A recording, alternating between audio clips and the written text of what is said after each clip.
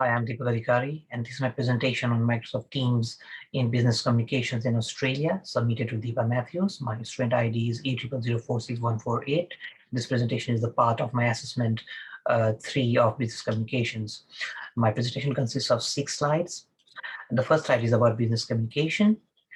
Uh, Communication plays a major role in today's business world. Without communication, businesses cannot function. Business communication not only reaps monetary benefits, but it also improves work relations, inspires creativity, commitment, and trust among employees. And digital communication is a part of business communication, which means the use of digital technology, such as email, audio and video calls, video conferencing. These are all app-based, and they provide specific services, thereby making organizations use right tools to fulfill their communication needs. Let's talk about Microsoft Teams. That's the next slide. So Microsoft Teams emerged as a preferred form of digital platform after it merged all the features of digital communication into one, thereby saving costs to companies. It streamlined the whole office processes rather than the communication alone. It integrated its Microsoft 365 along with other third-party vendors, and they came up with a single solution and that helped move workspace from the offices to cloud or say home. This works. The credit also goes to its features and services such as easy to use interface, audio and video conferencing, allowing up to 20,000 participants, also file sharing and telephone services, and this all made it a must-have for work from home employees.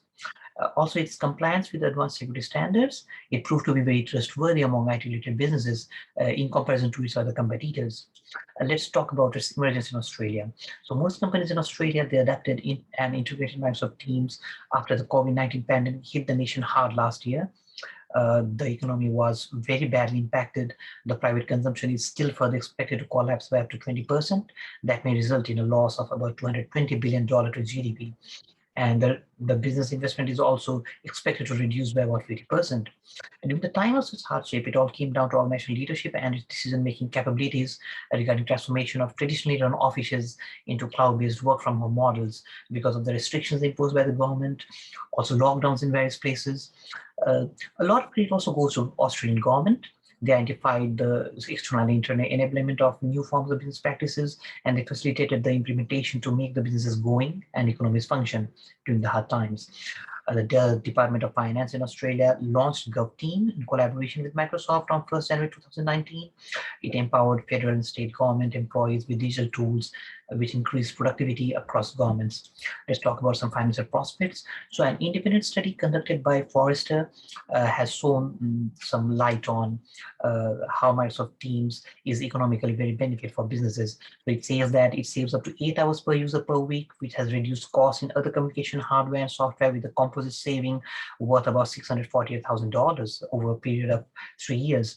Whereas online meeting and conferences, it has also saved traveling expenses and overnight trips, which is estimated to be about $233,000 over the same period of time.